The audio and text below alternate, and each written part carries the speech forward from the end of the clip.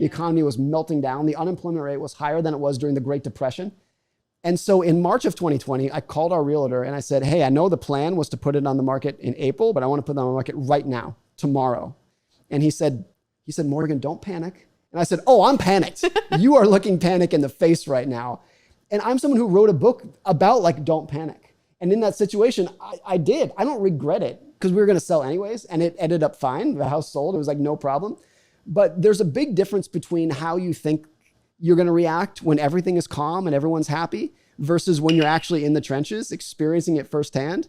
There could be a big gap between that. And I would say in general, most people think they have a high risk tolerance when everything's going well. Yeah. When you're gainfully employed and happy and healthy. And I said, Erica, what's your risk tolerance like? You'd probably be like, oh, it's great. If the market fell 30%, I think it's an opportunity. It's great.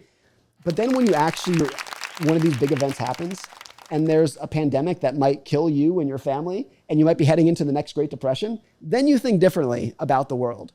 So that's why it's like, I know that whether it's personal or global, there will be something that happens in my life where I'm like, I think differently now. And I don't think that's bad. I don't regret it. It's just everyone is constantly learning how the world works and what they want. That's another side of this, is that I'm sure that my wife and I and my kids will have different goals, different aspirations in my 50s than I did in my 30s, of course. So it would be naive for me to think that I've got this all figured out for the next 50 years. It's just not how it works. Yeah, you're so right. I remember in March 2020,